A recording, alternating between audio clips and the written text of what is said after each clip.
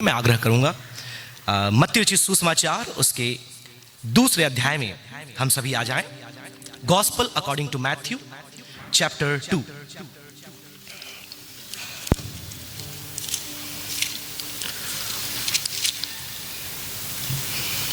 और इससे पहले कि वचन पढ़ें, जैसे सर ने कहा कि जो गवाही आज की है, जो परमेश्वर ने अभी आपके जीवन में किया है, वो आप बताएं। तो बीते 2-3 दिनों से मतलब रैली जो हमारी थी, उसके बाद आन्या की तबीयत खराब हुई क्योंकि देर रात्रि शाम तक वो बाहर थी, तो उसे थोड़ा माइल्ड फीवर और उल्टियाँ हो रही थी। तो मैं दिखाता नहीं, लेकिन मेरी वाइफ काफ़ी चिंतित हो गई थी इन बातों को देख करके और सोच रही थी कि अब क्या करना है हमें। लेकिन जैसे ही आज सुबह उठे, उन्होंने खुद बोला, फीवर तो कल सुबह ही बंद हो चुका था, सर प्रार्थना कर रहे थे और जिनको मालूम था वही भी प्रार्थना कर रहे थे और हम भी प्रार्थना कर रहे थे और लगातार सारी सेवाएं, सारी बातों में हम लगे हुए थे, हमने प्रभु के हाथों में सौंप दिया था। आज सुबह मेरी वाइफ उठी, खुद बोलती है, कल इतनी शांति से वो सोई, ना डिस्टर्ब किया, ना उठी, ना फीवर आया, ना उसको उल्टी हुई। तो इस बात के लिए हम परमेश्वर का धन्यवाद करते हैं। हालेलुया।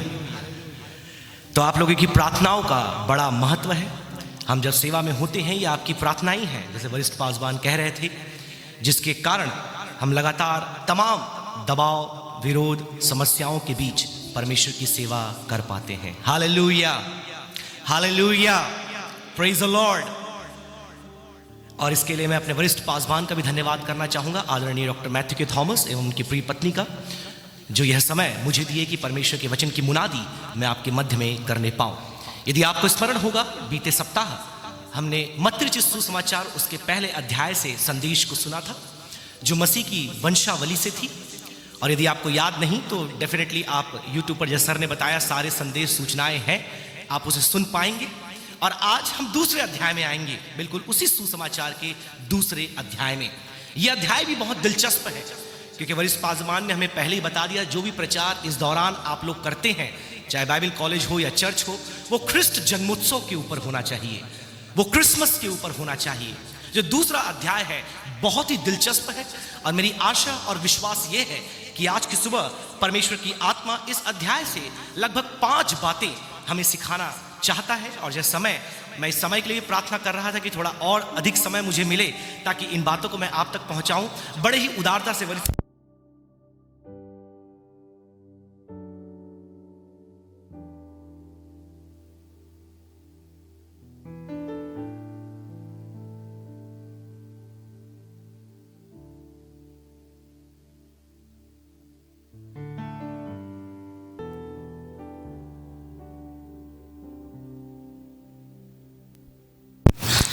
जो पढ़ा गया, हेरोदेश, ये नाम भी अपने समय में बहुत ही प्रसिद्ध था,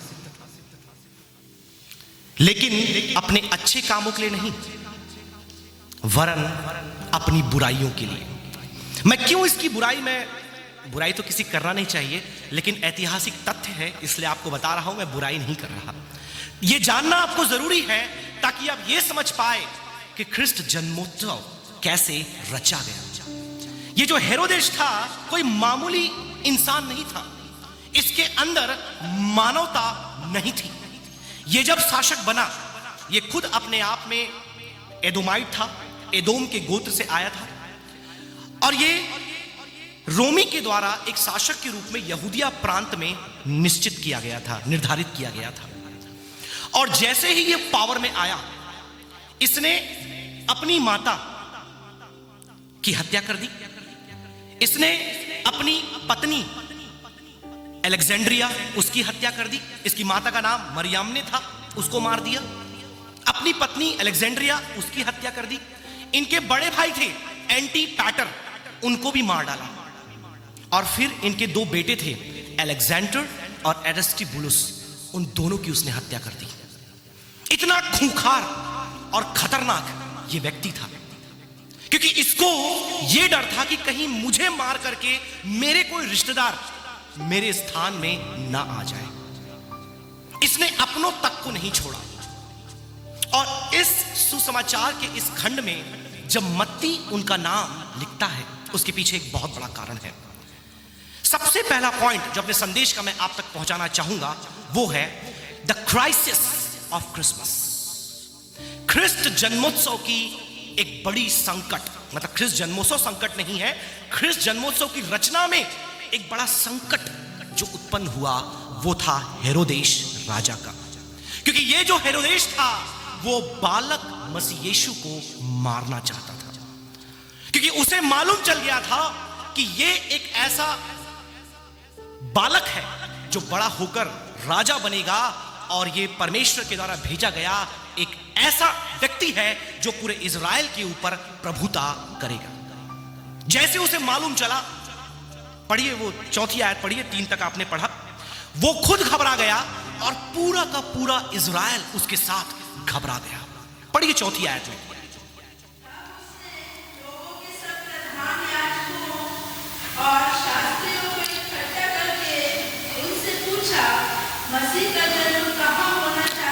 इसकी एक आवाज से सारे महायाजक, शास्त्री और जितने भी उस समय के दिग्गज थे उसके दफ्तर में पहुंच गए, क्योंकि इसने जब ये पावर में आया था इसने सनहेद्रिन जो यहूदियों का एक बहुत ही महत्वपूर्ण स्थल होता है वहां के 300 अधिकारियों को भी मरवा डाला था।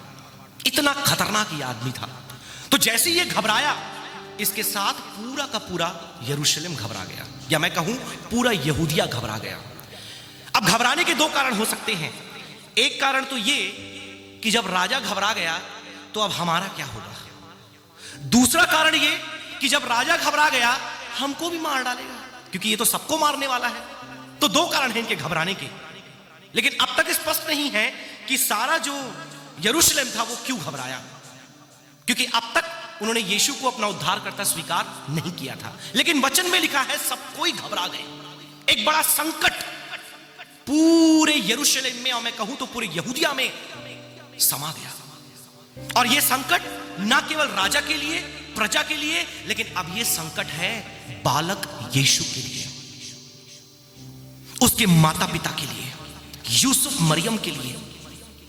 क्योंकि अब जब राजा घबरा गया तो अब वो जो करने वाला है, ध्यान से सुनिए वो क्या करता है। पूरे महायाजकों को, प्रधान महायाजकों को और जितने भी उस समय के स्क्राइब्स थे, शास्त्रियों को उसने बुलाया और जानना चाहा कि जो मैंने सुना है क्या वो सही है कि नहीं, तुम क्या बोलते हो इसके बारे में। अब सुनिए वो क्या कहते हैं, पढ़िए 4, 5, 6वीं आयत, 4, 5 और 6वीं आयत।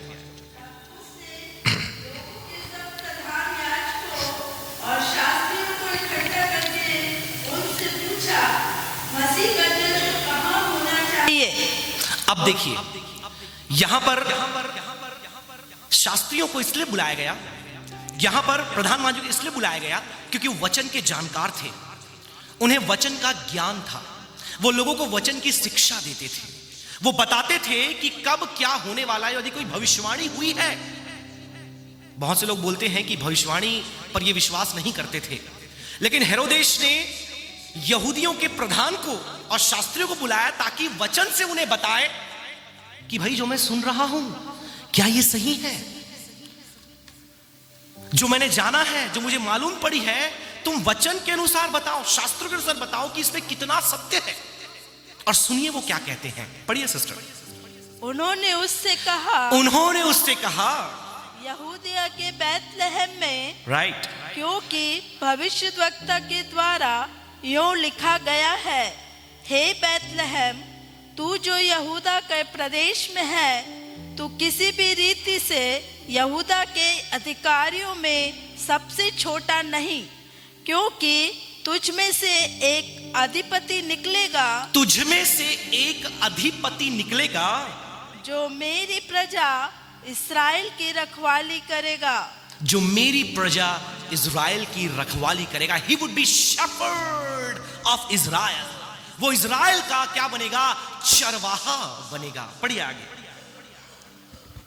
तब हेरोदेश ने ज्योतिषियों को चुपके से बुलाकर उनसे पूछा कि तारा ठीक किस समय दिखाई दिया था। इसका मतलब ये जो प्रधान महायाजक है, जो यहूदियों का प्रतिनिधित्व करते हैं आत्मिक बातों में, और ये जो हेरोदेश राजा है जो यहूदियों का प्रतिनिधित्व करता है राजनैतिक बातों में, और ये जो शास्त्री हैं जो यहूदियों का प्रतिनिधित्व करते हैं धर्म वैज्ञानिक बातों में। ये तीनों का ये विश्वास था कि प्रभु यीशु मसीह प्रतिज्ञा किया हुआ मसीहा है। मेरे प्रियो, कई बार हमें ऐसा लगता है कि उन्होंने यीशु मसीह के बारे में नहीं जाना, वे अज्ञानी थे, उन्हें मालूम नहीं था, उन्हें पता नहीं था कि यीशु एक उद्धार करता है, यीशु एक मसीहा है।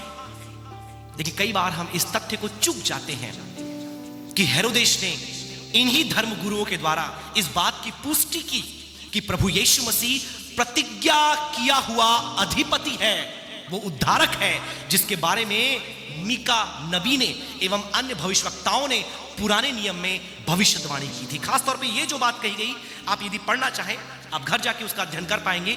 मीका के भविष्यवाणी में आपको 5वें अध्याय में ये बातें मिलेंगी, जहां पर यह भविष्यवाणी की गई थी कि बेथलेहम, तू एक जो छोटा नगर है। बहुत सालों पहले मुझे याद है हमारे वरिष्ठ पासवान ने छोटे बेथलेहम के ऊपर प्रचार किया था, बहुत पहले, मुझे 10-12 साल मालूम नहीं कितना पहले।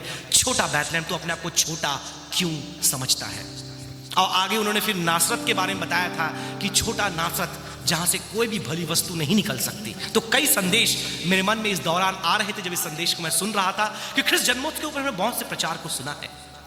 तो मेरे प्रियो, हेरोदेस राजा को यह मालूम था कि और एक धर्म विज्ञानी ऐसा कहते हैं कि हेरोदेस ने एक छोटा बाइबल स्टडी वहां पर लिया प्रधान महायाजकों और शास्त्रियों के द्वारा। वह बाइबल स्टडी क्या थी? आने वाले मसीहा के विषय में भविष्यवाणी। वो बाइबल स्टडी उसको मिली, किनके द्वारा मिली? वचन के ज्ञाता जानकार लोगों के द्वारा। लेकिन आगे इसका लेसन मैं आपको बताऊंगा, इतनी जानकारी और ज्ञान रहने के बाद भी उनके जीवन में कुछ भी नहीं दिखा। हम आएंगे उसमें, लेकिन आइए वचन को थोड़ा और हम पढ़ते हैं। पढ़िए उसकी नेक्स्ट वर्स 7 और 8। तब हेरोदेस ने ज्योतिषियों को चुपके से बुलाकर उनसे पूछा कि तारा ठीक किस समय दिखाई दिया था। अब आप देखिए, इसके प्रारंभिक आयतों में हमने इस बात को पढ़ा, मैंने उसे छोड़ दिया क्योंकि उस पर हमने संदेश सुना था बीते सप्ताह, और हम उसके बारे में काफी कुछ सुनते रहते हैं। वहां पर ज्योतिषी जो उस तारे को देख करके यीशु के पीछे जाने की योजना बना रहे थे, उनको बुला करके पूछा कि, और भी चुपके से, क्योंकि हेरोदेस अब ये नहीं चाहता कि बालक यीशु को या फिर उसके माता या पिता को मालूम चले कि हेरोदेस ढूंढ रहा है। तो चुपके से एकदम शांति से बुलाकर पूछा, अरे भाई वाइस मैन, मजूसियों, मुझे बताओ तारा तुम्हें किस समय दिखा था? चुपके से, क्योंकि उसे विश्वास था ये वही उद्धारक और राजा है जिसके विषय में प्रतिज्ञा की गई थी। लेकिन उसको उस राजा से मतलब नहीं है, उसको उद्धारक से मतलब नहीं है, उसको मतलब है तो अपनी कुर्सी से। और हमारे देश में यदि आप देखें तो स्थिति आपको मालूम है, अगर ये माइक किसी के हाथ में आ जाए तो निकलवाना बहुत मुश्किल हो जाता है। उसमें कुर्सी पे यदि कोई बैठ जाए तो वो कुर्सी हिला पाना मुश्किल हो जाता है। और सारा लड़ाई और युद्ध आज जो पूरी दुनिया में है, इन दो चीजों का है, माइक का और कुर्सी का।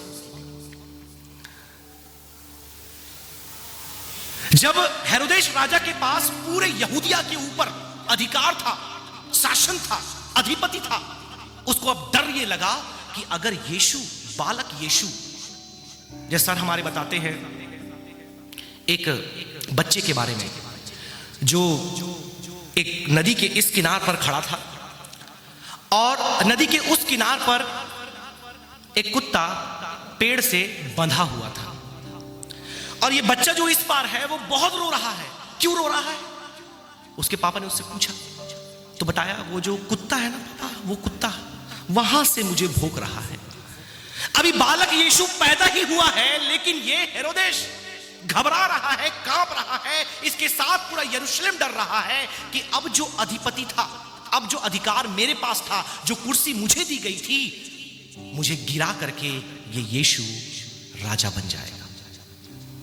और वो एक बहुत ही, कहना चाहिए एक जालसाजी की बात वहां पर कहता है कि मुझे यीशु को क्या करना है। पढ़िए वहां पर क्या लिखा है, मुझे यीशु को क्या करना है। चुपके से बुलाया मजूसियों को, क्या बोला उन्हें, मुझे क्या करना है यीशु को, बताइए। पढ़िए पढ़िए। और उसने ये कहकर उन्हें बैतलहम भेजा, जाओ उस बालक के विषय में ठीक ठीक मालूम करो। उस बालक के विषय में ठीक ठीक मालूम करो। बैतलहम जाओ। और जब वह मिल जाए हाँ। तो मुझे समाचार दो, ताकि मैं भी आकर उसको प्रणाम करूं। अब देखिए, ये यहां पर अपनी मंशा व्यक्त करता है। ये बहुत ही दिलचस्प बात है। अपनी मंशा क्या व्यक्त कर रहा है वहां पर? कि मैं उसको प्रणाम करूं। अगर आप दूसरा अनुवाद लिखे हैं तो कहीं दंडवत आएगा, अंग्रेजी में पढ़ेंगे तो वर्शिप आएगा, प्रेज आएगा, प्रोस्टेट आएगा। कि मैं उस बालक यीशु के बारे में जब तुम्हें मालूम चल जाए कि वो बैतलहम में कहां पर है, बैतलहम में ही है या कहीं और है, तुम जब देख लो, जान लो, तुम आकर के मुझे बताना, ताकि मैं जाकर उसे दंडवत करूं। चलिए आगे कहानी छोड़ देते हैं, हम आपको नहीं बताएंगे क्या है आगे कहानी। आप में से कितने लोग हेरोदेस के बारे में इतनी बातें जानने के बाद उसके इस वचन पर विश्वास करते हैं? नहीं करते। कुछ लोगों ने बोल दिया हम नहीं करते। मजूसियों को बोलता है तुम बताओ, मैं उसको दंडवत करना चाहता हूं। मेरे प्रियो, आगे इसके ऊपर एक लेसन मैं आपको दूंगा। कई बार हमारी मंशा और हमारे शब्द दोनों में जमीन और आसमान का अंतर होता है। हम बोलते तो कुछ है, हम गाते तो कुछ है, हम सुनाते तो कुछ है, लेकिन हमारे इरादे, हमारी मंशा, हमारी इच्छा, हमारी दिलचस्पी कहीं और होती है। Will come back to that. आइए आगे बढ़े। कहानी बहुत ही अच्छी है। कई बार अपनी बातें ज्यादा हम करते हैं और वचन नहीं पढ़ते, इसलिए हम अध्याय अच्छे से पढ़ेंगे। समय हमारे पास है, बाइबल पढ़ेंगे आज हम। पढ़िए। वे इस राजा की बात सुनकर चले गए। अब मजूसी है भैया, बाद में पीठ पीछे क्या करना है नहीं करना है वो तो हम देख लेंगे, लेकिन अभी इन्होंने बोला तो सीधा निकल लो, बोरिया बिस्तर बांध कर। कहां? बैतलहम की ओर। क्यों जाना है बैतलहम की ओर? जो परमेश्वर ने इनको आदेश दिया है वो तो करना ही है। राजा की बात भी माननी है, क्योंकि राजा ने आदेश दिया है। और मैंने फिर से कहा, ये कोई मामूली राजा नहीं था, ये सबसे खूंखार राजाओं में, शासकों में से एक था। तुरंत जैसे उन्होंने आदेश लिया, ये मजूसी निकल गए। पढ़िए। और जो तारा उन्होंने पूर्व में देखा था, वह उनके आगे आगे चला, और जहां बालक था उस जगह के ऊपर पहुंचकर ठहर गया। कई लोग ये बोलते हैं कि ये जो तारा है इन्होंने कैसे पहचाना होगा, राइट? कैसे इन्होंने जाना होगा? क्योंकि तारा जब हम भी देखते हैं, हम जब चलते तारा भी चलता हुआ दिखाई देता है कई बार हमको। बहुत सारी बातें होती हैं, लेकिन आप ये देखिए इन दिनों जो तारे आ रहे हैं, घरों में लगे होंगे, शालों में भी 11 तारे लगे हैं, बहुत ही खूबसूरत। तो उन तारों में से अगर आप कुछ तारों को देखेंगे, तारे का जो 5 उसमें कोण होता है, एक कोण एक्स्ट्रा निकला होता है। तो इन तारों को देखकर मुझे ये लगा कि अगर आजकल के तारे बनाने वाले इतने क्रिएटिव हो सकते हैं, तो उन दिनों में जब परमेश्वर ने एक विशेष तारा इन मजूसियों को दिखाया, तो उसमें क्या दिशा सूचक नहीं रहा होगा? क्योंकि आजकल के तारे तो आड़े टेढ़े कैसे भी होते हैं, हम बनाते हैं तो बड़े अच्छे बनते हैं, लेकिन देखो तो कुछ और ही दिखते हैं। लेकिन मैं ये बताना चाहता हूं, अगर आज के तारे इतने डायरेक्टिव होते हैं, तो उस समय के जो तारा परमेश्वर ने दिखाया होगा वो कितना स्पष्ट और दिशा सूचक के रूप में काम किया होगा। क्योंकि ये तारा यहां पर ये लिखा है, जहां जहां वो तारा जाता गया, जिस ओर वो इंगित करता गया, ये मजूसी उसके पीछे होते चले गए। क्या खूबसूरत बात, एक अद्भुत चमत्कार कि तारा इनकी अगुवाई कर रहा है। पुराने नियम में हमने देखा परमेश्वर ने प्रकृति का इस्तेमाल किया, कहीं बादल का, कहीं आग का, अब यहां पर तारे का। मतलब ये तारे भी परमेश्वर की बातों को सुनते, मानते और उसकी आज्ञा के अनुसार काम करते हैं। और आज भी परमेश्वर ये कर सकता है। Will come back to that point कि परमेश्वर क्या कुछ आपके जीवन में इस ख्रिस्त जन्मोत्सव में कर सकता है। पढ़िए, कंटिन्यू। उस तारे को देखकर वे अति आनंदित हुए। और जहां वो तारा रुका, वे रुक गए, और वहीं पर बालक यीशु था। और तारे को देखकर वे बहुत आनंदित हुए। जी पढ़िए। उन्होंने उस घर में पहुंचकर हाँ। उस बालक को उसकी माता मरियम के साथ देखा, राइट। और मुंह के बल गिरकर बालक को प्रणाम किया, और अपना अपना थैला खोलकर उसको सोना और लोबान और गंधरस की भेंट चढ़ाई। सबसे पहला काम इन्होंने वही किया जिसके बारे में हेरोदेश बातें कर रहा था। अब देखिए बातों और कर्मों में कितना अंतर होता है। इन्होंने कहीं ये नहीं बोला राइट कि हम जाकर ये करेंगे वो करेंगे ऐसा करेंगे वैसा करेंगे। हेरोदेश बोल रहा था, क्योंकि दोनों के बीच अभी एक विरोधाभास में लेकर आने वाला हूं। ध्यान से सुनिए, सबसे पहला काम इन्होंने क्या किया।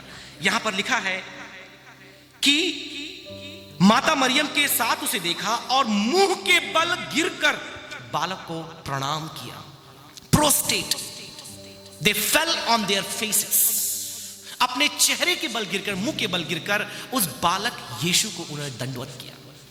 एक सच्ची आराधना को आप यहां पर देखते हैं मेरे प्रियो, जो इन्होंने किया। उसके बारे में किसी को बताया नहीं, उसके बारे में किसी के सामने उन्होंने बढ़ाई नहीं की, लेकिन जब वो यीशु को देखे उसके सामने वो गिर करके दंडवत करने लगे।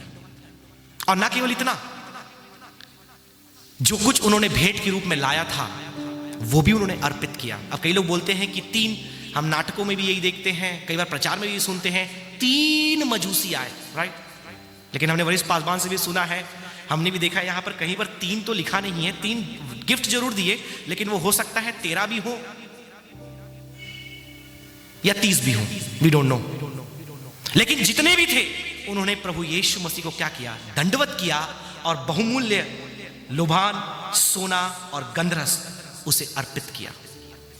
आज जब हम इस भवन में आए हुए हैं और एक दिन हमारे सामने है, हम अपने आप को कैसे तैयार करते हैं उस उद्धारक की आराधना के लिए। उस उद्धारक को प्रणाम कर, निश्चित तौर पर आज आपको मुंह के बल गिर करके दंडवत करने की आवश्यकता नहीं है। लेकिन जैसे मैंने ये कहा, आपके शब्दों से, आपके कर्मों से ज्यादा परमेश्वर आपके दिल को देखता है। आपकी मंशा क्या है, आपके इरादे क्या हैं, आपके मंसूबे क्या हैं, जब आप इस ख्रिस्त जन्मोत्सव में उस उद्धारक को प्रणाम करना चाहते हैं। थिंक अबाउट इट, क्योंकि आगे हेरोदेश जिसने बोला वो क्या करने वाला है वो भी आप देखेंगे। पढ़िए।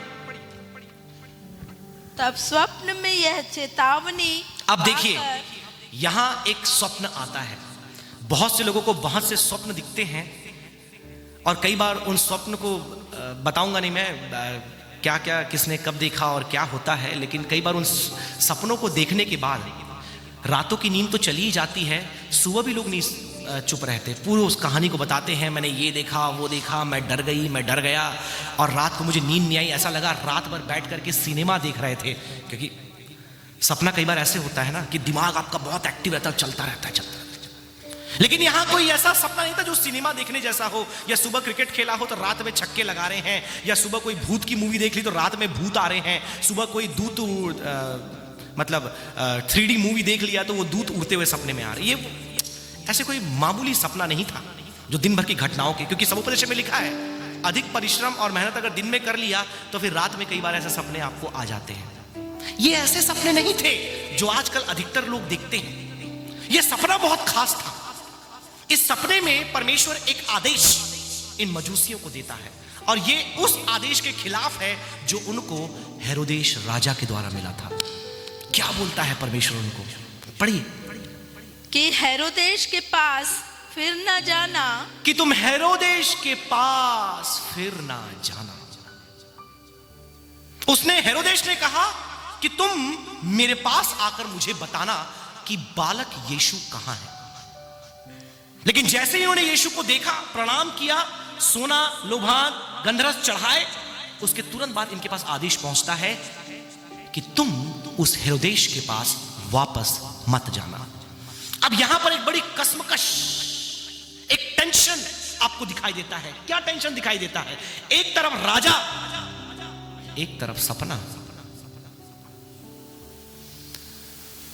एक तरफ पूरे यहूदिया का शासक उन्हें एक आदेश दिया है, और एक तरफ पूरे सृष्टि का सृष्टिकर्ता, या कहें तो क्रिसमस का रचने वाला, उन्हें आदेश देता है। अब उनके सामने जिंदगी और मौत की परिस्थिति है। अगर वो हेरोदेश राजा को मानेंगे तो जिंदा रहेंगे, सामाजिक या शारीरिक तौर पर मैं बोलूं, और यदि वो हेरोदेश राजा की बात ना मान करके स्वप्न में जो परमेश्वर ने बोला उसकी बात मान लेते हैं, तो जिस प्रकार से हेरोदेश राजा आगे इस बालक को मारने के लिए ढूंढने वाला है, इन मजूसियों के पीछे सीआईडी लगा देगा। क्योंकि जो मैंने तुमको बोला तुमने वो नहीं माना। तुमसे मैंने कहा था कि जब तुम्हें मालूम चले कि वो कहां है मुझे बताना, और उनको बताया नहीं, उनको कहा मुझे प्रणाम करना है। लेकिन भैया उनके लिए अंग्रेजी बाइबल में वर्ड आया है वाइस मैन, फूलिश मैन नहीं आया है, वाइस मैन। तो जब हेरोदेस ने उनको बोला कि मैं प्रणाम करना चाहता हूं, उनको उसी समय मालूम चल गया इसे प्रणाम नहीं, इसे उस बालक का वध करना है। तो जब परमेश्वर से स्वप्न उन्होंने पाया, अपने प्राण से ज्यादा महत्व उन्होंने परमेश्वर की आज्ञा को दिया।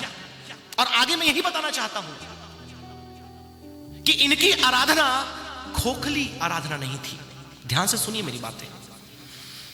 इनके स्तुति के शब्द, धन्यवाद के शब्द खोखले नहीं थे। मैं क्यों इस बात को बोल रहा हूं? क्योंकि आज कई बार हमारे क्रिस्त जन्मोत्सव की आराधना, हमारी स्तुति केवल शब्दों में सीमित हो जाती है। इनकी आराधना शब्दों में सीमित नहीं थी। इनकी आराधना में आप देखते हैं, इन्होंने पाकर उन्होंने क्या कहा? हाँ, वे दूसरे मार्ग से अपने देश को चले गए। वे दूसरे मार्ग से, मतलब जिस मार्ग से राजा को मिलते हुए आए और उसी मार्ग से वापस जाकर उसे बताना था कि वो वहां है, वो उसे छोड़ करके स्वप्न में उस परमेश्वर की बात को, जो क्रिसमस का रचयिता, याद रखें हमारा टाइटल ना भूलें, द क्रिएशन ऑफ क्रिसमस, इस क्रिसमस के रचयिता की बात को सुन करके वो दूसरे रास्ते से निकल चले। आज जब हम परमेश्वर की आराधना करने के लिए इस भवन में आए हैं, और खास तौर पर कल आएंगे, यीशु को प्रणाम करने आएंगे, उसकी उपासना, उसकी स्तुति करने आएंगे, और घर घर क्रिसमस कैरल हम गाते हुए आते और जाते हैं। हमारे सामने प्रश्न ये उठता है, क्या हमारा आराधना स्तुति केवल प्रणाम और गीतों को गाने तक है, धन्यवाद देने तक है, या फिर आज्ञा हम परमेश्वर की मान रहे हैं? पढ़िए आगे, वहां पर क्या लिखा है। हेरोदेस जिसने बोला मैं आराधना करूंगा, वो क्या करने वाला है आप देखिए, पढ़िए। उनके चले जाने के बाद प्रभु के एक दूत ने स्वप्न में यूसुफ को दिखाई देकर कहा, राइट, उठ, उस बालक को और उसकी माता को लेकर मिस्र देश को भाग जा, और जब तक मैं तुझसे ना कहूं तब तक वहीं रहना, क्योंकि हेरोदेस इस बालक को ढूंढने पर है कि उसे मरवा डाले। दूसरा स्वप्न, अब श्रृंखला पर ध्यान दें। पहला स्वप्न मजूसियों के पास आया, अब दूसरा स्वप्न इस अध्याय में, इसके पहले अध्याय में भी स्वप्न है लेकिन इस अध्याय की बात मैं करूं। दूसरा स्वप्न आप देखिए अब आ रहा है यूसुफ के पास। और यूसुफ के बारे में पिछले संडे हमने सुना कि वो कितना धर्मी जन था, यहोवा का भय मानने वाला था, परमेश्वर की बातों पर चलने वाला एक धर्मी पुरुष था। अब उसके पास स्वप्न आया दूसरा, और उस स्वप्न में उन्हें बताया गया उसकी मंशा के बारे में। किसकी मंशा? जो प्रभु को प्रणाम करने वाला था, जो प्रभु की आराधना करने वाला था, जो बालक यीशु को दंडवत करने वाला था, उसकी मंशा को स्वप्न के द्वारा यूसुफ के सामने प्रकट कर दिया गया कि अब तुम इसको लेकर के यरूशलेम नहीं जाओगे, क्योंकि यरूशलेम जाना जरूरी है बालक को लेकर के। मंदिर वहीं था, सारे अनुष्ठान धार्मिक वहीं होने थे, लेकिन अब उन्हें बोला कि तुम वहां नहीं जाओगे, क्योंकि परमेश्वर जो क्रिसमस का रचयिता था, कितने भी संकट क्यों ना आ जाए, उन संकटों के मध्य वो समाधान निकालने वाला परमेश्वर है। Hallelujah, praise the Lord. आपकी जिंदगी में भी वो परमेश्वर समाधान निकालेगा, कई बार स्वप्न के द्वारा, कई बार दर्शन के द्वारा, कई बार अगुओं के द्वारा, कई बार पासबानों के द्वारा, कई बार मार्गदर्शकों के द्वारा, कई बार परामर्शदाताओं के द्वारा। उसने कहा कि अब तुम लोग यरूशलेम नहीं जाओगे, इस बच्चे को, अपनी पत्नी को लेकर के तुम कहां चले जाओ, जो साउथ में पड़ता है, मिस्र की ओर तुम चले जाओ, इजिप्ट। क्योंकि जो हेरोदेस का साम्राज्य था वो केवल यहूदिया के प्रांत में था। ध्यान से सुनिए, केवल यहूदिया के बाहर उसका कोई पावर नहीं था, मिस्र में उसका कोई अधिकार नहीं था। तो जब तक खतरा टल ना जाए, परमेश्वर की सुरक्षा और प्रबंधन को देखिए, उन्हें मिस्र की ओर जाने के लिए निर्देशित कर दिया। और कई लोग ये मानते हैं कि यीशु मसीह जब मिस्र गया, राइट, कई लोग जो मसीह के विरोधी हैं बोले मिस्र देश से वो जादू सीख करके आया, क्योंकि मिस्र में उस समय काफ़ी जादू चलता था, काफ़ी चमत्कार दुनिया भर के होते थे, आप पुराने नियम में भी देख सकते हैं। वहाँ से सब सीख करके आया और फिर उसने यरूशलेम में सेवा शुरू की। लेकिन मैं एक बात यहाँ कहना चाहता हूँ, यीशु मसीह की सेवा, उसके प्रचार, उसकी शिक्षा, उसका शैली मिस्र के शैली से, चमत्कार से, सेवा से, शिक्षा से मेल नहीं खाता, लेकिन पुराने नियम की शैली, शिक्षा, प्रचार और चमत्कार से मेल खाता है। तो इस बात का मैं खंडन करना चाहूं। कई लोग तो ये भी बोलते कि वो भारत आए थे अपने जो 30 साल के करियर में, वो मिस्र गए थे, कुछ लोग बोलते हैं मेसोपोटामिया के अलग भाग में गए थे। मैं आपसे कहना चाहूंगा, यीशु मसीह की हर एक शिक्षा, हर एक प्रचार पुराने नियम से मेल खाते हुए स्वर्गीय प्रकाशन से भरे हुए थे। उनका संबंध किसी भी एशिया के देशों से या अन्य मेसोपोटामियन कंट्री से नहीं है। It was purely divine and revelation of God that no man had ever received, never repeated, never said before him. Yeshu के पहले, यीशु के बाद, यीशु के समय में किसी ने ये शिक्षाएं, ये बातें, ये प्रचार, ये संदेश, ये प्रकाशन नहीं दिया था। ये सीधा परमेश्वर की ओर से पुत्र यीशु के द्वारा हम तक पहुंचाया गया। मिस्र में उसे भेज दिया गया ताकि बालक यीशु के ऊपर जो संकट था, याद रखें, पहला पॉइंट मैं आपको बता रहा हूं, 4 पॉइंट और बताऊंगा। एक संकट जो यीशु के ऊपर था, वो संकट से बचाने के लिए परमेश्वर ने उन्हें मिस्र में भेज दिया। अब आगे पढ़िए, कुछ समय मिस्र में रहने के बाद क्या होगा आप देखिए। हेरोदेश राजा कैसे बौखला गया है क्रोध में। पढ़िए वो क्या करता है आगे। तब वह रात ही को उठकर बालक और उसकी माता को लेकर मिस्र को चल दिया। एक खूबसूरत आज्ञाकारिता, पहले स्वप्न के द्वारा सुंदर आज्ञाकारिता। आराधक जो मजूसी थे, सबसे पहले आराधक थे, उनके द्वारा जो प्रणाम, जो आराधना, जो स्तुति मसीह यीशु का किया गया, स्वप्न में दिए गए आज्ञा को तुरंत उनके द्वारा मान करके, दिशा बदल करके अपने निवास स्थान की ओर चले गए। दूसरे स्वप्न की आज्ञा को मानते हुए सच्चे आराधकों की यह पहचान है कि जितना वो चिल्लाने में, आराधना में, स्तुति में, बजाने में, तमाम बातों में अग्रसर रहते हैं, परमेश्वर की आज्ञा को मानने के लिए भी वो तत्पर रहते हैं। यूसुफ अपनी पत्नी मरियम को लेकर के, बालक यीशु को लेकर के, जैसा स्वप्न में उसे आदेशित किया गया, वो उन्हें लेकर के मिस्र की ओर चला गया। अब मिस्र, ध्यान से सुनिए, एक प्रदेश है। इन लोग यहूदी थे और मिस्र अन्य जाति देश है, पैगन है। वहां पर इनके लिए कई समस्याएं इंतजार कर रही है। सबसे पहली समस्या जातिवाद। यहूदियों को उन दिनों में कोई पसंद नहीं करता था, आज भी कोई पसंद नहीं करते। ना 100 साल पहले कोई पसंद किया, ना 200 साल किसी ने किया, ना 500 साल पहले किसी ने किया। यहूदियों के इतिहास से उनको कोई पसंद ही नहीं करता, सिवाय अमेरिका को छोड़कर, वो भी कारण है। यूके को छोड़कर, वो भी कारण है। बताया जाता है यहूदी एक ऐसी जाति है जो पूरी दुनिया में सबसे प्रताड़ित जाति है, सबसे ज्यादा परसिक्यूटेड एक रिलीजन है और एक जन समूह है। कौन? यहूदी। क्योंकि यहूदी जहां भी जाते हैं वो अपनी सत्ता स्थापित करते हैं। उनके ऊपर ऐसा अनुग्रह और ऐसी आशीष है, दुनिया में सारे आविष्कार के पीछे देखो यहूदियों का हाथ है। जितने सुपर इंटेलिजेंट माइंड्स हैं, सुपर कंप्यूटर्स हैं, गूगल हो, फेसबुक हो, जितने भी इन्वेंशन के अगर आप रूट में जाएं, उनके इतिहास में जाएं, आपको वहां पर एक यहूदी तो मिलेगा, एक यहूदी आपको मिलेगा। हो सकता है इन्वेंट करने वाला यहूदी हो या फिर उसके नीचे जो काम करता था, क्योंकि हमेशा जब नाम आता है, जब कुछ बन जाता है, उनका ही आता है जो ऊपर रहते हैं, जो साथ में रहते हैं उनका नाम नहीं आता। कहीं ना कहीं आपको मिलेंगे यहूदी लोग। आज भी वर्ल्ड का जो सुपर पावर छोटा सा देश है, छत्तीसगढ़ से भी छोटा है अगर जनसंख्या और जियोग्राफी की बात करें, छत्तीसगढ़ से भी छोटा है, लेकिन आज पूरे वर्ल्ड पावर के रूप में काम कर रहा है। पूरा देश, दुनिया उससे डर रहा है।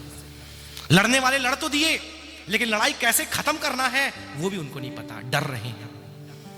इतना बम, इतना बारूद, इतना धमाका उनके पास है कि पूरे पृथ्वी को 36 बार फोड़ सकते हैं। एक बार तो छोड़ दो आप, 36 बार फोड़ सकते हैं। इसलिए जब वहां पर कुछ मिसाइल या बम गिरते हैं, अमेरिका के राष्ट्रपति वहां पहुंच जाते हैं, यूके से तोप वहां भेजे जाते हैं।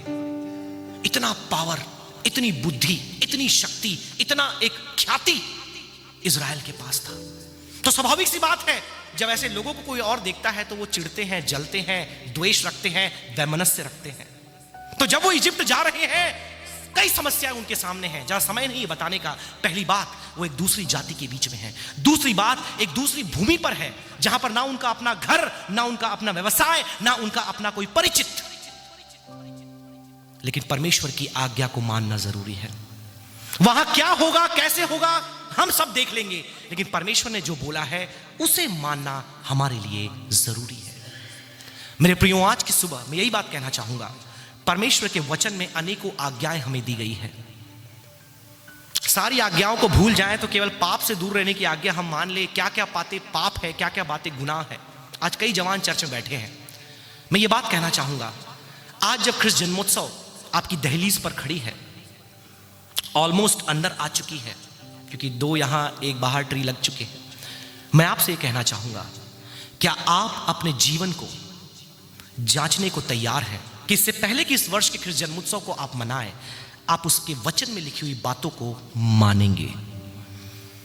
इससे पहले कि अपने होठों को खोलकर उसकी स्तुति के गीत गाएं, आप उसकी आज्ञाओं को अपने जीवन में लागू करेंगे? परवाह ये नहीं पड़ता कि कितने शब्द आप बोल सकते हैं, परवाह ये नहीं पड़ता कितने जोर से आप ताली बजा सकते हैं। एक ताली बजाने वाले भाई हमारे हैं यहाँ पर, कुछ अभी तो बहुत दूर चले गए, हमारे यहाँ ही पढ़े, ऐसा ताली मारते कि वो हाथ ही फट गया उनका। एक बार एक दूसरा स्टूडेंट था, बोले सर ये तो ऐसी ताली बजाता है सर, मैं गया था उनके चर्च में, वो एक दिन हाथ ही फट गया उनका पूरा। मैं बोला अरे बाप रे, इतना खतरनाक। आप कितनी जोर से ताली मार सकते हैं, कितने जोर से चिल्ला सकते हैं, कितना आप उछल कूद कर सकते हैं वर्शिप के समय। ठीक है, अच्छी बात है, अगर आप करते हैं करें, I am not against it. लेकिन वचन आज हमको सिखाता है, जब परमेश्वर की आज्ञा की बात आती है, उसके वचनों की बात आती है, उसके पदचिन्हों पर चलने की बात आती है, उसके नियमों को मानने की बात आती है, हम में से कितने लोग उसे मानते हैं? सबसे बड़ी बात, जब कहा पापमय जीवन, कई बार संसार में रहने का कई प्रकार की बातें हमारे जीवन में आ जाती है, कई प्रकार की अभिलाषाएं हमारे जीवन में आ जाती है, कई प्रकार के एक आकर्षण हमारे जीवन में आ जाता है। क्या आज हम अपने जीवन को जांचने को तैयार हैं कि इस वर्ष के ख्रिस्त जन्मोत्सव में, इस नए वर्ष में मैं ये प्रण लूंगा? मुझे आज भी वो प्रण याद आते हैं। हमारे बड़े सर अमेरिका में थे और वहां से जवानों की सभा के लिए उन्होंने कुछ प्रण हमारे कलीसिया के जवानों के नाम भेजा। मुझे पूरे प्रण आज भी याद है। उसमें से एक प्रण ये था कि इस यूथ सभा के बाद मैं परमेश्वर की निकटता और अलगताई में बढ़ूंगा। और सबने मुंह खोलकर यह प्रण लिया। लेकिन हमें मालूम है कई बार उन प्रणों को पूरा करने में हम विफल हो जाते हैं। मैं ये नहीं बोल रहा कि अपनी जिंदगी का अंत हो गया। यदि आज आप इस प्रचार को सुन रहे हैं, यदि कोई ऑनलाइन इस संदेश को घर से सुन रहा है, मैं कहना चाहूंगा there is a time for you before you celebrate Christmas. इससे पहले ख्रिस्त जन्मोत्सव को आप मनाएं, अपनी जिंदगियों को जांचें। आज आप यीशु को प्रणाम कैसे करने वाले हैं? आज आप यीशु को दंडवत कैसे करने वाले हैं? अपनी जिंदगियों को परखे, जांचे, उस गुनाह के जीवन से, उस पाप के जीवन से, उस अभिलाषाओं के जीवन से अपने आप को बाहर निकालें। और उसकी मदद के लिए आपको पवित्र आत्मा और वचन दिया गया है। आगे बढ़ते हैं हम, समय बढ़ रहा है। क्या होता है उसके उपरांत? जी उसकी अगली आयत या और हेरोदेश के मरने तक वहीं रहा। अब देखिए परमेश्वर किस प्रकार से संकट से उन्हें संभाल रहा है। जब तक हेरोदेश मर नहीं गया, परमेश्वर ने उनके लिए प्रबंधन कहां किया? एक पराये देश में। कई बार आपको भी अपना देश छोड़ना पड़ता है। हमारे बहुत से जवान देश छोड़ चुके हैं। जब मैं यहां पढ़ता था, इतने जवान थे हमारे चर्च में, इतने जवान थे, इतने यंग लोग थे। अब केवल उनके दर्शन क्रिसमस में और न्यू ईयर में होते, कभी कभी तब भी नहीं हो पाते, क्योंकि सब अपना देश छोड़ चुके हैं। कहां पहुंच गए हैं? पराये देश में। मतलब भारत में ही है, लेकिन मैं बोलूं स्टेट की बात, तो बाहर जा चुके हैं, शहर से बाहर जा चुके हैं।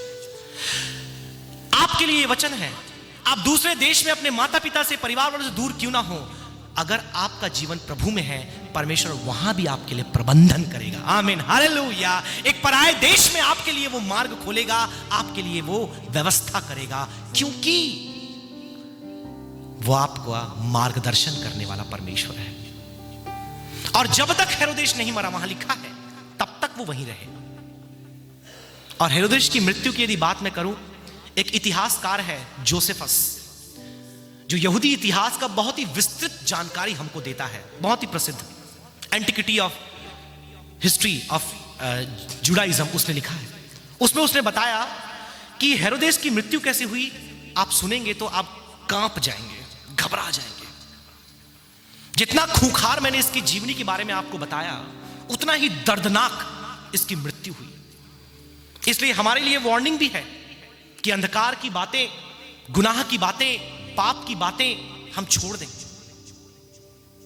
कई लोग हैं, कितनी भी विपत्ति आती है लेकिन बदलते नहीं है। हेरोदेस उनमें से एक था। कई चेतावनी मिलने के बाद भी उनका जीवन नहीं बदलता। हेरोदेस उनमें से एक था। ये जब तक वो मिस्र में थे, यहां पर ये वध करवा रहा था। 1 साल 2 साल के अंदर जितने बच्चे थे सबको इसने मरवा दिया। इतना दर्दनाक, इतना खूंखार, इतना जल्लाद किस्म का ये व्यक्ति था। केवल उस एक बालक यीशु का वध करवाने के लिए इसने जितने छोटे शिशु और बालक थे सबको मरवा दिया, उस दरमियान जो पैदा हुए थे। क्योंकि अधिकतर धर्म विज्ञानी ये मानते हैं लगभग 1 से 2 साल का समय इस दरमियान लगा होगा कि ये मजूसी यात्रा किए, वापस आए, खबर दिए, फिर गए, इन सब बातों को लेकर के। तो इसलिए वहां पर लिखा है 1 से 2 साल के अंदर जितने थे उन सबको मरवा दिया। उसके पीछे कारण है, उन दिनों में फरारी नहीं थी, उन दिनों में लैम्बोर्गिनी नहीं थी। जो भी यात्रा होती थी या तो पदयात्रा होती थी या फिर हॉर्स पावर रहता था। लेकिन हॉर्स पावर हमेशा लोग इस्तेमाल नहीं कर पाते थे, तो ऊंट और गधे, इन अलग ट्रांसपोर्टेशन का इस्तेमाल किया जाता था। सबको मरवा दिया और उसे लग रहा था कि अब मैं हूं यहूदिया का राजा, अब मुझे कोई नहीं मार सकता, अब मुझे कोई परास्त नहीं कर सकता, मेरी कुर्सी मुझसे कोई छीन नहीं सकता। लेकिन इस मूर्ख राजा को यह नहीं मालूम था इस सृष्टि का राजा ऊपर बैठा है। और जब उसका समय आएगा ना, तब मालूम चलेगा कि असली राजा कौन था। जोसेफस ये बताता है कि इसे गैंग्रीन हो गया, गैंग्रीन, और ऐसे जगह पर हुआ, बस आप समझ लीजिए, गैंग्रीन हुआ और कीड़े पड़ करके ये मरा, कीड़े पड़ करके, तड़प तड़प के, चिल्ला चिल्ला के। और अंतिम कुछ स्टेटमेंट्स भी उसके रिकॉर्डेड हैं। इतनी दर्दनाक मौत उसको मिली। बताया जाता है कि मरने के लिए वो गुहार लगाने लगा, लेकिन लोग इतना डरते थे, उसको मारे कौन। आज तो दे देंगे, यूथनेशिया कर देंगे आजकल। परिवार वाले अगर सहमति हो तो यूरोपियन कंट्रीज में ये अलाउड है कि अगर कोई दुख में, दर्द में ज्यादा है तो शांति से इंजेक्शन देकर उन्हें पहुंचा देते हैं। वो इतना तड़प रहा था कि वो मृत्यु की मांग कर रहा था कि मुझे मारो, मुझे खत्म करो। कीड़े उसके शरीर में लग गए और वो तड़प तड़प के अंतिम सांस लेकर मर गया। बुरे का अंत बुरा। इसलिए हमारे जीवन में सीख ये मिलती है कि यदि हम कहीं ना कहीं किसी को सता रहे हैं, किसी के पीछे लगे हुए हैं, किसी को प्रताड़ित कर रहे हैं, कई लोग ऐसे होते हैं। मैंने एक बार प्रचार किया था कि जब दाऊद की बात हम करते हैं, हमेशा अपने आप को दाऊद समझ लेते हैं और हमारे शत्रु को उसका शत्रु समझ लेते हैं। हम कई बार ये क्यों नहीं सोचते कि हम दाऊद के शत्रु भी हो सकते हैं, राइट? हम अपने आप को हमेशा धर्मी के स्थान में क्यों रखते हैं? मेरे प्रियो, आज वो जांचने का समय है। क्या हमारा जीवन में कहीं ना कहीं वो हेरोद तो नहीं है? हम किसी के लिए संकट का कारण तो नहीं है, हमारी वजह से कोई परेशान तो नहीं है, हमारी वजह से कोई तकलीफ में तो नहीं है, या हम किसी की जान के पीछे तो नहीं पड़ गए हैं? क्योंकि बुरे का अंत बुरा। पढ़िए, आगे पढ़िए, 4 लेसन आपको देने हैं, पढ़िए। इसलिए हाँ। कि वह वचन जो प्रभु ने भविष्यद्वक्ता के द्वारा कहा था, राइट, पूरा हो, मैंने अपने पुत्र को मिस्र से बुलाया। 4-5 यहां पर भविष्यवाणियों को आप पूरा होते हुए देखते हैं, एक एक करके मैंने आपको बताया। यहां पर फिर से एक बार एक भविष्यवाणी पूरी होती है। देखिए, भविष्यवाणी कई बार 2 पहलुओं में पूरी होती है। एक पहलू तात्कालीन, जब मीका ने भविष्यवाणी की, हो सकता है भविष्यवाणी उस समय पर पूरी हुई हो, लेकिन उसका भविष्य में एक और पूर्णता, जैसे पिछले रविवार मैंने आपको बताया, भविष्यवाणियों की पूर्णता, हम मसीह यीशु के जीवन में यह पूर्णता देखते हैं कि मैं उसे कहां से निकाल कर लाऊंगा। आप बोलिए ना, कहां से निकाल कर लाऊंगा? मिस्र से? बोलिए ना, मैं उसे कहां से निकाल कर लाऊंगा? मिस्र से। और देखिए वो मिस्र गए। जब हेरोदेस की मृत्यु हुई, उन्हें आदेश मिला मिस्र से तुम वापस यरूशलेम में आ जाओ। यह था परमेश्वर का प्रबंधन, यह था परमेश्वर की योजना, यह थी परमेश्वर की सृष्टि ऑफ क्रिसमस, ख्रिस्ट जन्मोत्सव की रचना। इतनी खूबसूरत, इतनी जटिलताएं, इतनी विषमताएं, इतनी समस्याएं, इतनी विकट परिस्थितियां, लेकिन उसके बीच में परमेश्वर लगातार काम कर रहा था। अंत की बात मैं आपको बताना चाहूंगा। पहली बात मैंने आपके बीच में लिखा, क्राइसिस ऑफ क्रिसमस। जिस प्रकार से यीशु जब इज़राइल में पैदा हुआ, एक संकट वहां छाया। जब यीशु आपके जीवन में पैदा होगा, आपकी जिंदगी में भी संकट छाएगा। वो संकट था हेरोदेस का, आज संकट हो सकता है किसी और देश का, या किसी और व्यक्ति का, या शैतान का, जो आपके पीछे आपको सताने के लिए, आपको परेशान करने के लिए उठ खड़ा हुआ है। आपकी जिंदगी में गवाहियों को हमने सुंदर सुंदर जवानों के द्वारा 3-4 गवाहियों को सुना, और हर एक गवाही में यदि आप ध्यान दें, उन्होंने एक मुश्किल बात वहां पर बताई। चाहे उनके बिजनेस में हो, चाहे उनके सेवा में हो, या चाहे उनके कार्य में हो, उन्होंने बताया कि यह मुश्किल हमारे कार्य में, हमारे प्रमोशन में, हमारे बिजनेस में खड़ी हुई, यह संकट पैदा हुई। और यदि आज यहां बैठे हर एक को मौका मैं दे दूं, राइट फ्रॉम मिसेस शुडिन सिंह, शालोम जवान कोने में बैठे हैं, हर एक अपनी अपनी संकट के बारे में बताएंगे, क्योंकि कोई भी मनुष्य आज बिना संकट का नहीं है। तो जब आप यीशु पर विश्वास करते हैं, क्योंकि वो जन्म लिया इज़राइल में, आज जन्म ले रहा है हमारे दिलों में। हो सकता है 10 साल, 15 साल, 20 साल पहले जन्म लिया हो, लेकिन कहीं ना कहीं हम यही प्रचार करते हैं कि यीशु को अपने मन में जगह दे। अगर आपके मन में वो आया है, रहा है, याद रखें, एक संकट का माहौल, एक संकट का बादल आपके जीवन में छाएगा, लेकिन याद रखें वो संकट से परमेश्वर आपको बचाएगा। आमीन, हालेलुया।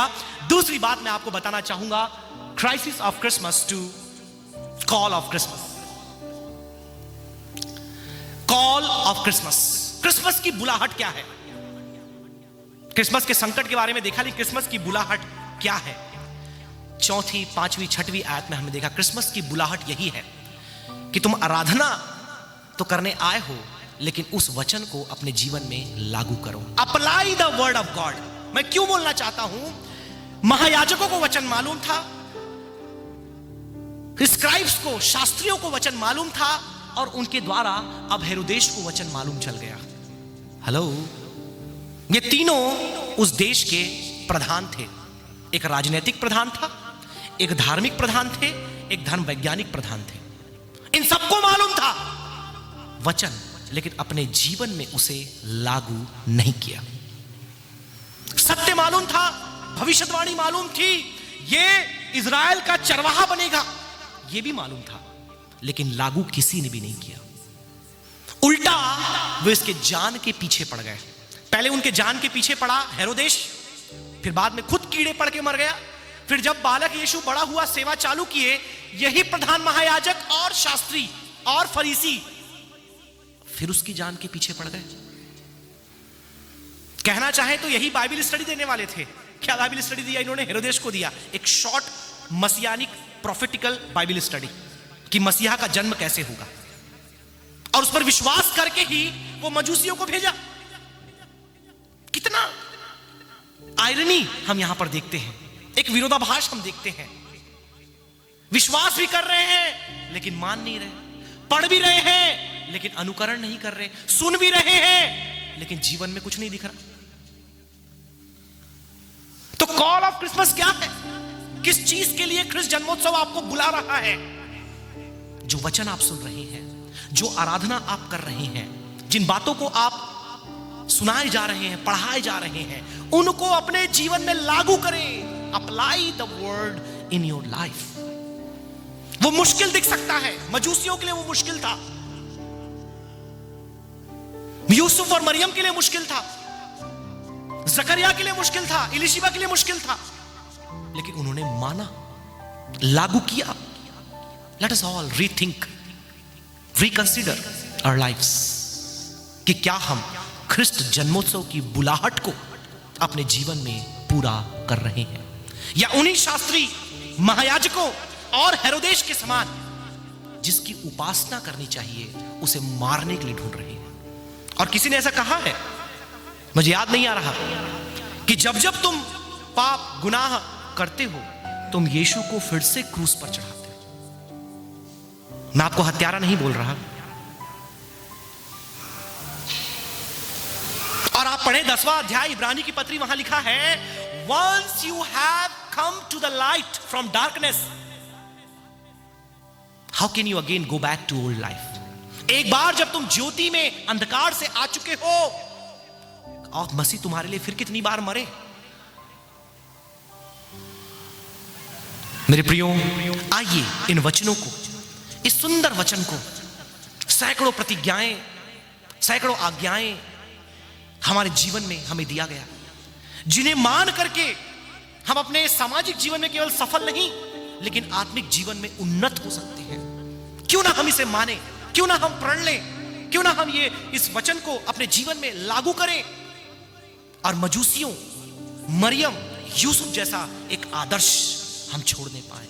हो सकता है समाज आपके खिलाफ हो सकता है आपके मित्र मंडली आपके खिलाफ हो, क्योंकि कई बार अधिकतर हमारे जवान मार्ग से इसलिए भटक जाते हैं क्योंकि जवानों का दबाव उनके ऊपर रहता है।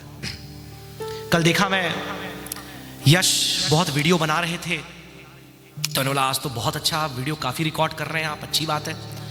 मैं थोड़ी देर उनके पास गया तो देखा वो उस क्लिप को बना करके स्नैपचैट में अपने सारे कॉन्टैक्ट्स में भेज रहे थे संदेश के रूप में। हम में से बहुत से लोग इंस्टाग्राम, स्नैपचैट, यूट्यूब इस्तेमाल करते, जवान लोग तो करते ही करते हैं। आप उसमें क्या भेज रहे हैं, आप उसमें क्या देख रहे हैं, बस हिस्ट्री जाकर चेक करिए, आपको मालूम चल जाएगा क्या आप लागू कर रहे हैं या नहीं कर रहे हैं। मुझे बहुत खुशी हुई उस जवान को देख करके, वो सबको फॉरवर्ड कर रहे वो चीज।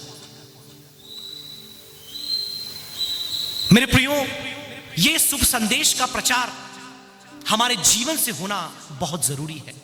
हम खुशियां मना रहे हैं, सब कुछ कर रहे हैं, लेकिन यदि ये वचन हमारे जीवन में ना हो तो एक विरोधाभास लोगों को दिखेगा, जो हमारे होठों से कुछ और जीवन से कुछ और। So apply the word.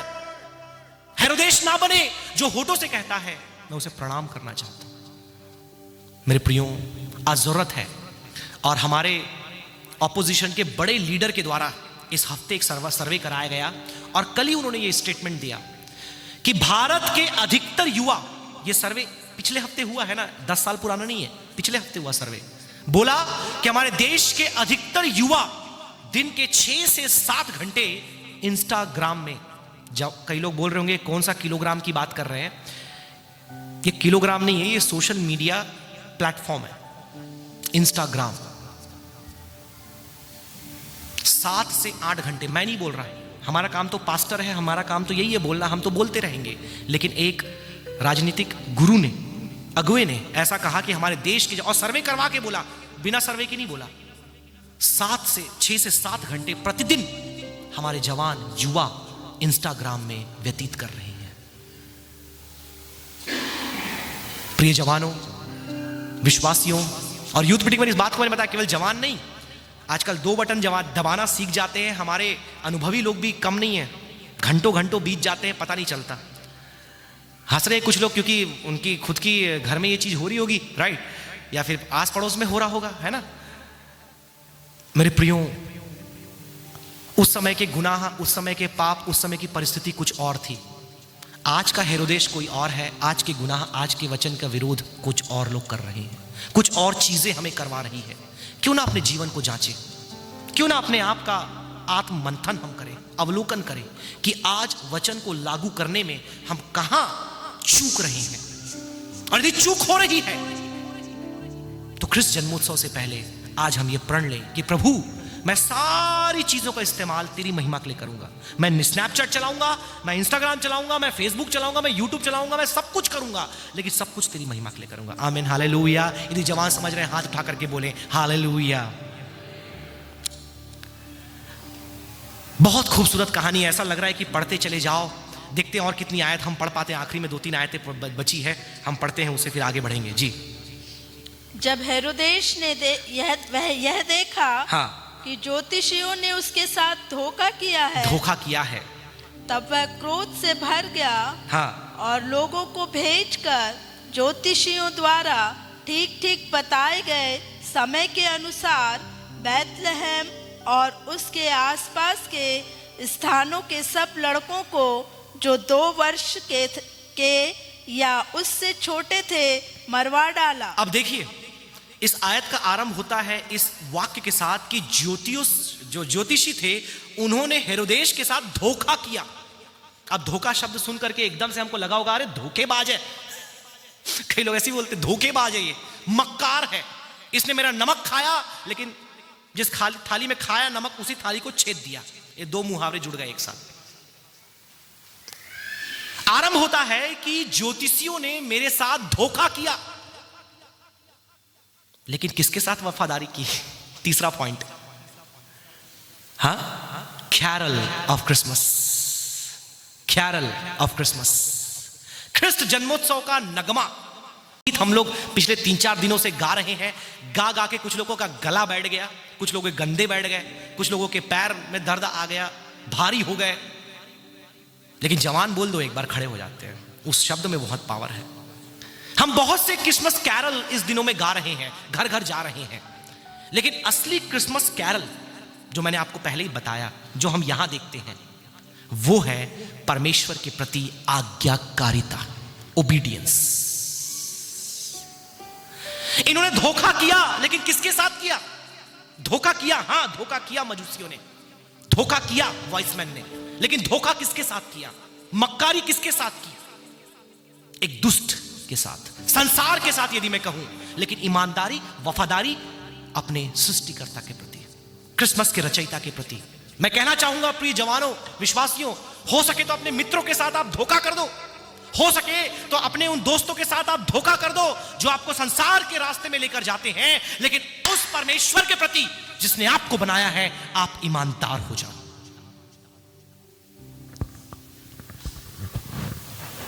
आपका बचपन का दोस्त आपको छोड़ देगा, आपके घर वाले कई बार आपको छोड़ेगा, विश्वास में आप अकेले आए हैं, आपके घर वाले आपको छोड़ देंगे, आपका राजा आपको छोड़ देगा, जो कहता है मैं आपके लिए सब कुछ करूंगा, वो भी आपको छोड़ देगा और आपका जान का शत्रु होकर आपको मारने के लिए ढूंढेगा। लेकिन वो आपको मार भी दे, आपको मृतकों में से जीवित करने वाला कौन है? नहीं समझ में आया? यदि वो आपको मार भी दे, आपको मृतकों में से जीवित करने वाला कौन है? स्वर्ग का परमेश्वर। Hallelujah, praise the Lord. मेरे प्रियो, आज की सुबह इस बात पर हम विचार करें कि हम किसके गीत गाना चाहते हैं, या केवल गीत गाकर चुप रहना चाहते हैं, या आज्ञाकारी। इसलिए मैं ये मानता हूं कि worship is not just singing, praising, shouting, clapping, playing instruments, but true worship कल्मिनेट्स with the obedience of the word.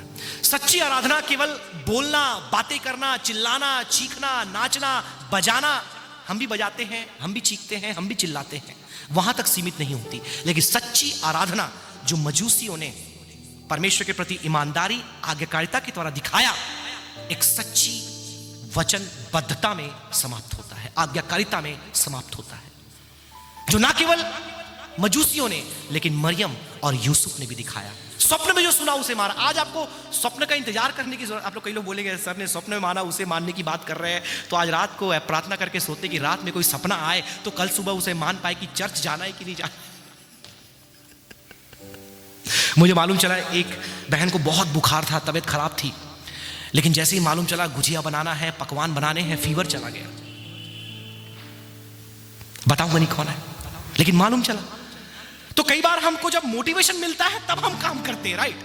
When we get inspired. अब मोटिवेशन का मैं समझता हूं कि मोटे जब हवा भर दिया जाता है, मोटे हो जाते हैं, तब कुछ करने के लिए जाते हैं, इसलिए मोटिवेशन है ना वो मोटी, राइट?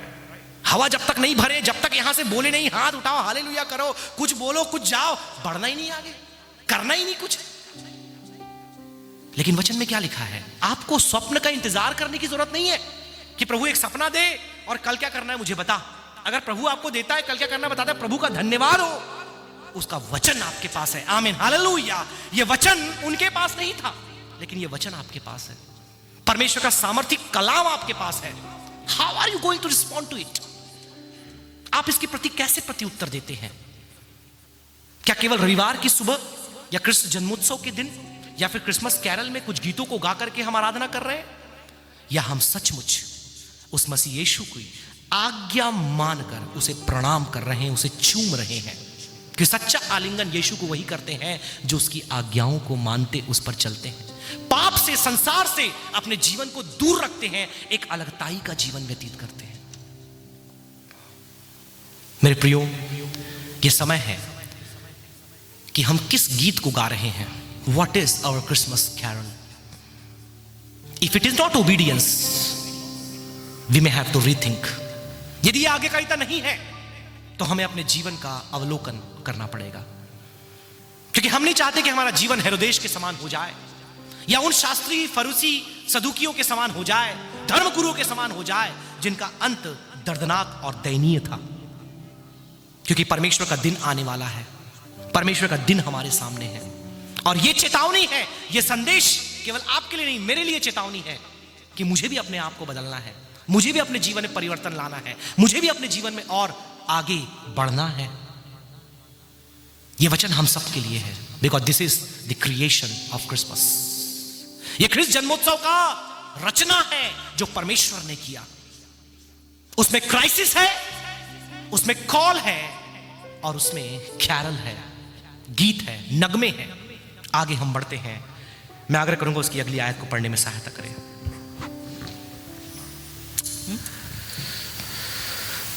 तब जो वचन यिर्मयाह भविष्यद्वक्ता के द्वारा कहा गया था वह पूरा हुआ। अब देखिए, फिर से एक भविष्यवाणी का पूरा किया जाना आप देखते हैं जो यिर्मयाह के द्वारा है। अगर आपके पास BSI की हिंदी बाइबल है तो नीचे आप छोटे छोटे अक्षरों में पूरे भविष्यवाणियों के रेफरेंस आपको मिल पाएंगे। स्टडी बाइबल में देखने की जरूरत नहीं है, नीचे आपको लिखे हुए मिल जाएंगे। वहां पर आप जा करके पुराने नियम से इन आयतों को पढ़ सकते। मेरा समय नहीं है वहां जाने के लिए, और मेरा शास्त्र भाग ये है तो मैं इसमें बने रहना चाहूंगा, लेकिन यदि आपको दिलचस्पी, आप घर जा करके उन आयतों को पढ़ करके उसकी सामंजस्यता आप देख सकते हैं। जो भविष्यवाणी यिर्मयाह नबी ने की थी वो यहां पर पूरा हुआ। पढ़िए सिस्टर आगे से। रामा में एक करुण नाद सुनाई दिया, रोना और बड़ा विलाप। राहेल अपने बालकों के लिए रो रही थी और शांत होना ना चाहती थी, क्योंकि वे अब नहीं रहे। ये वही बच्चे हैं जिनका वध हेरोदेश ने करवाया, ये सोचकर कि इनमें से एक बालक यीशु होगा। उसके मंसूबों पर परमेश्वर ने पानी फेर दिया, क्योंकि वो तो क्रिसमस का क्रिएटर था, वो क्रिसमस का रचयिता था। उसे मालूम था, इसने पहले से योजना बनाई कि इस पापी, अधर्मी, दुष्ट राजा की एक भी चाल सफल ना हो पाए। और वो भविष्यवाणी जो यिर्मयाह के द्वारा की गई थी, जो उस समय पूरी हुई और यीशु के जन्म के समय भी पूरी हुई, कि माताएं अपने वध किए हुए बच्चों के लिए विलाप करती रही, उनका रोना मानो शांत नहीं हुआ। एक दुख, एक संकट फिर से एक बार आप ख्रिस्त जन्मोत्सव में देखते हैं। और आगे पढ़िए वहां क्या लिखा है, बहुत खूबसूरत बात है वहां पे। हेरोदेश के मरने के बाद प्रभु के दूत ने मिस्र में यूसुफ को स्वप्न में दिखाई देकर कहा, उठ, बालक और उसकी माता को लेकर। अब ये तीसरा स्वप्न है श्रृंखला में, एक और खूबसूरत स्वप्न, और उसमें फिर से एक सुंदर मार्गदर्शन है, सिखलाई है। अब एक चमत्कार जो होना था वो हो चुका है। जिस चमत्कार का इंतजार पूरे यरूशलेम को था, जिस चमत्कार का इंतजार पूरे स्वर्ग को था, जिस चमत्कार का इंतजार स्वयं यीशु और उसके परिवार को था, वो चमत्कार क्या है? कि संकट टल चुका है। आइए हम नेक्स्ट पॉइंट में चलें, जो कि चौथा बिंदु है, द कैरिज्मा ऑफ क्रिसमस। अब कैरिज्मा को लोग अलग अलग रीति से परिभाषित करते हैं। कई लोग बोलते हैं कोई गुण, कोई प्रतिभा, कोई आकर्षण, कोई चाम। लेकिन हम जानते हैं करिश्मा परमेश्वर का क्या होता है। जब परमेश्वर कोई अलौकिक, अद्भुत चमत्कार करता है जो इंसान समझा नहीं सकता, परिभाषित नहीं कर सकता, व्याख्यान नहीं कर सकता, उसे हम बोलते हैं परमेश्वर का करिश्मा। आमीन, हालेलुया। आज मुझे वो गवाही याद आते हमारे वरिष्ठ पासवान जो हमेशा बताते हैं कि मैं जब पैदा हुआ डॉक्टर ने ये कहा कि मैं चल नहीं सकता। मेरे को समझ नहीं आती ये बात कि ये कैसे हो सकता है। एक मानवीय बुद्धि और दिमाग से मैं सोचने की बात करूं, उनके साथ आज जवान लोग चल नहीं पाते। ये कैसे हो सकता है? कोई डॉक्टर इसे एक्सप्लेन नहीं कर सकता, कोई वैज्ञानिक इसे समझा नहीं सकता, कोई चिकित्सक या मनोचिकित्सक बता नहीं सकता कैसे जो चल नहीं सकता था, डॉक्टर ने बोल दिया कि ये चल नहीं पाएगा, आज उसके साथ कोई चल नहीं पा रहा। कल भी जब रैली खत्म हुई तो 2 लोग आकर बोले, अरे भाई साहब तो बैठे नहीं, भाई साहब तो रुके नहीं, पूरे रैली भर चलते रहे। तो मुझे तुरंत याद आया वो गवाही जो उन्होंने दिया था कि जब मैं पैदा हुआ बोला गया कि ये चल ही नहीं पाएगा। खड़ा होना या दौड़ना या तेज चलना 75 के बाद वो तो बहुत दूर की बात है। करिश्मा, क्रिसमस का करिश्मा क्या है? Crisis ends. जो महासंकट छाया हुआ था, पूरा यरूशलेम घबराया हुआ था, पूरे यहूदिया में एक संकट था, बालक यीशु के ऊपर संकट था। परमेश्वर ने ऐसा करिश्मा किया, ऐसा चमत्कार किया कि वो संकट टल गया। आमीन, हालेलुया। वो विपत्ति जाती रही, वो समस्या। मेरे प्रियो के लिए परमेश्वर का करिश्मा था, जिसने ना केवल उस यात्रा में उस बालक यीशु को संभाला, लेकिन परदेश में उसके लिए प्रबंधन किया, और ना केवल इतना, उसे वापस यरूशलेम लाने के लिए उस दुष्ट राजा का भी निपटारा किया। आमीन, हालेलुया। आपकी जिंदगी में हो सकता है कुछ लोग ऐसे खड़े हो, कुछ समस्याएं ऐसी खड़ी हो, कोई संकट के बादल ऐसे छाए हो। याद रखें, परमेश्वर के करिश्मा का समय है। आमीन, हालेलुया। उसके चमत्कार का दिन है, और जब वो चमत्कार करेगा, जब वो करिश्मा करेगा, मेरे प्रियो, सारे लोग आपको देख करके उस परमेश्वर का धन्यवाद करने पाएंगे। आमीन, हालेलुया। जब आप गवाही देंगे कि परमेश्वर ने आपके जीवन में क्या किया, आपके द्वारा आपको देखकर लोग उस परमेश्वर की महिमा करने पाए। और गवाही को हम सुन रहे हैं इस साल के अंत में और आने वाले साल में प्रभु ने क्या अद्भुत चमत्कारों को किया, हम अपने पासबान के द्वारा, विश्वासियों के द्वारा और हमारे द्वारा आप सुन रहे हैं। और मैं ये विश्वास करता हूं कि ये ख्रिस्त जन्मोत्सव और ये नव वर्ष करिश्मों से भरा हुआ वर्ष होगा। आमीन, हालेलुया। यदि आप मानते हैं आपके लिए होगा, अपने हाथों को उठा करके बोले हालेलुया, हालेलुया। मुझे पता है अपने घर में से कुछ लोग बीमार हैं, कुछ लोग ब्लड टेस्ट करवा रहे हैं, कुछ लोग हॉस्पिटल में हैं, किसी के परिवार में मृत्यु भी हुई है। मुझे पता है संकट का मंजर हर किसी के घर में अलग अलग रीति से छाया हुआ है, लेकिन हर एक की बात ना करते हुए एक सामान्य वचन कहना चाहूंगा। यदि आपने अपने प्रियों को खोया है, याद रखें, प्रभु यीशु मसीह अपनी उपस्थिति से आपकी कमी को दूर करेगा। आमीन, हालेलुया। यदि आपके जीवन में कोई समस्या है, प्रभु यीशु मसीह आश्चर्य कर्म करने के द्वारा आपकी जरूरतों को पूरा करेगा, क्योंकि वो प्रबंधन करने वाला चमत्कारी परमेश्वर है। He is a creation of Christmas. अंतिम बात बताकर अपने शब्दों को मैं विराम दूंगा कि समय समाप्त हो चुका है, और मैं आग्रह करूंगा उसकी अंतिम आयत को पढ़ने में, 2 आयतों को पढ़ने में सहायता करें। परंतु यह सुनकर कि अरखिलाउस अपने पिता हेरोदेश की जगह यहूदिया पर राज्य कर रहा है, वहां जाने से डरा। फिर स्वप्न में परमेश्वर से चेतावनी पाकर गलील प्रदेश में चला गया और नासरत नामक नगर में जा बसा, ताकि वह वचन पूरा हो जो भविष्यद्वक्ताओं के द्वारा कहा गया था, वह नासरी कहलाएगा। अब श्रृंखला में अगला स्वप्न आता है। मैंने आपको बताया कि स्वप्न के द्वारा ही परमेश्वर ने हर जगह उनका मार्गदर्शन किया, अपने वचन को भेज करके उन्हें बताया। लेकिन अब यहां पर देखिए, ना केवल वहां पर आप देख सकते हैं उन्हें एक स्थान से दूसरे स्थान में जाने के लिए बोला, लेकिन उस स्थान में पहुंचने के बाद भी जब मालूम चला कि हेरोदेश जो क्रूर शासक था, उसका बेटा प्रभुता कर रहा है, तो उन्हें बोला कि तुम एक काम करो, तुम यहां से भी थोड़े समय के लिए एक और दूसरे स्थान में चले जाओ और वहां पर सुरक्षित रहो। Not only location but relocation. ना केवल स्थान उन्हें बताया कहां जाना है, लेकिन वहां से और किस तरफ कुछ समय के लिए तुम्हें जाना है, यह भी परमेश्वर। अंतिम बात जो सबसे महत्वपूर्ण है, कंफर्ट ऑफ क्रिसमस।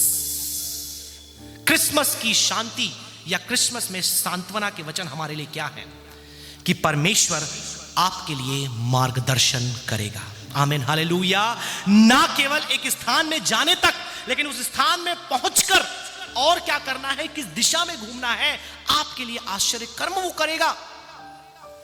हो सकता है फिर से मेरी वाइफ को अभी सारंगपुर जाना पड़े, लेकिन जब पहली बार हम गए हम इतने चिंतित हो गए कि वहां किसी को जानते नहीं, वहां घर कहां लेना है ये पता नहीं, वहां पर रहेंगे कैसे, कोई बच्चे को देखने के लिए मिलेगा नहीं। आप विश्वास नहीं करेंगे, जो लोग ऑफिस के अंदर के लोग थे उन्होंने बंदोबस्त किया कि घर कहां होगा, बच्चे को कौन देखेगा, कैसे आओगे जाओगे, सारा बंदोबस्त वहीं के लोगों ने किया। हमको ढूंढने की जरूरत नहीं पड़ी।